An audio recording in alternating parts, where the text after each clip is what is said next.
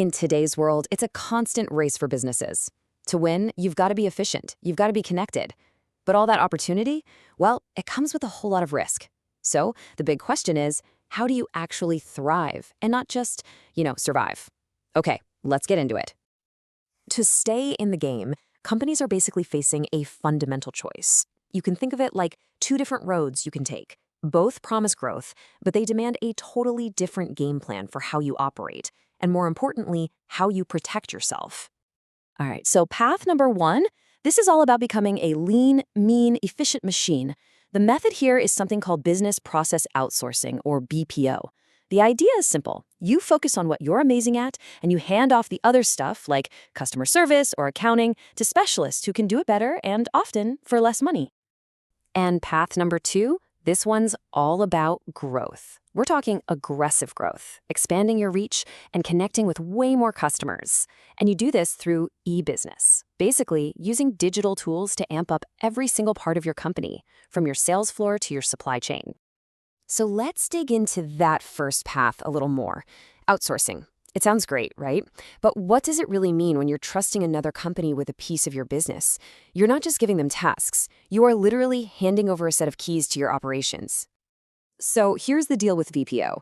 It's not about just getting rid of work. It's a strategic move. Think about things like your call center, your HR department, maybe your IT help desk. All super important, for sure, but maybe not the core reason your company exists. A specialized vendor can pour all their energy into doing that one thing perfectly. Okay, but here's the catch, and it is a big one. When you hand over those functions, you are also handing over your data. And that, well, that opens up a whole can of worms. Suddenly you have to worry about data breaches happening at your partner's company, someone getting into your customer's private information, or breaking compliance rules. That, by the way, you are still on the hook for. Which leads us to the million-dollar question, right? How can you possibly trust another company with your most valuable information? This isn't about crossing your fingers and hoping for the best.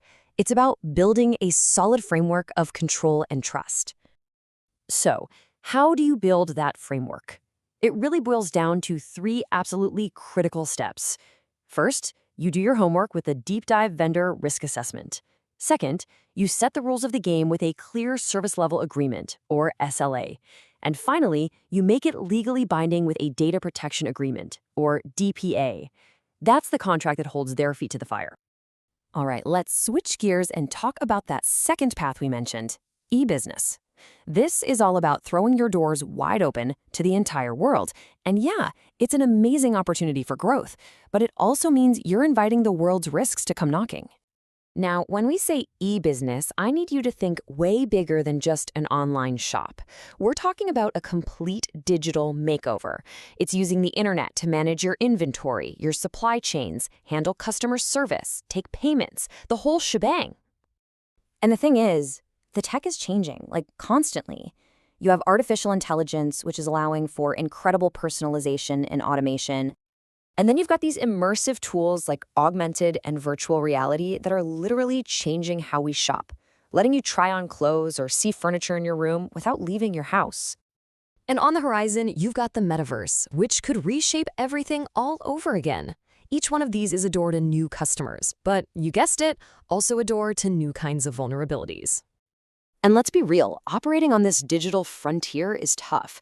Just getting noticed is hard enough, but then you also have to constantly defend customer data from cyber attacks, figure out the logistics of super fast shipping and returns, and somehow meet crazy expectations for 24/7 service.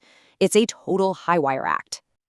So look, no matter which path you take, outsourcing or going digital, risk is always riding shotgun.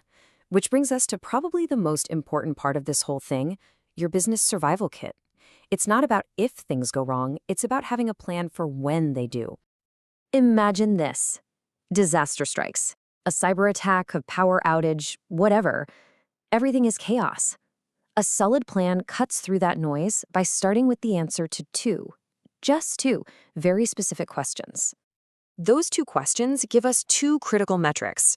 First is your recovery time objective, or RTO.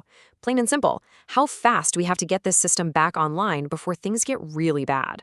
The second is your recovery point objective, or RPO. This is all about data. How much of it, measured in time, can we afford to lose forever? An hour's worth? A day's worth? So, where do those answers come from? You don't just guess. You conduct what's called a business impact analysis, or a BIA.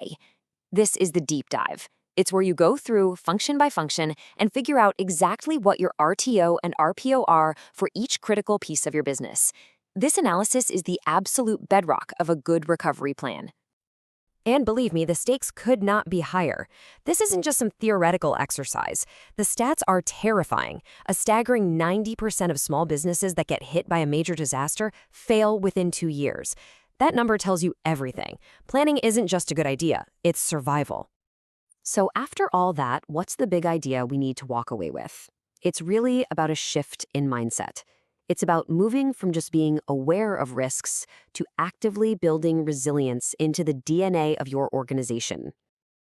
I love this quote because it just nails it.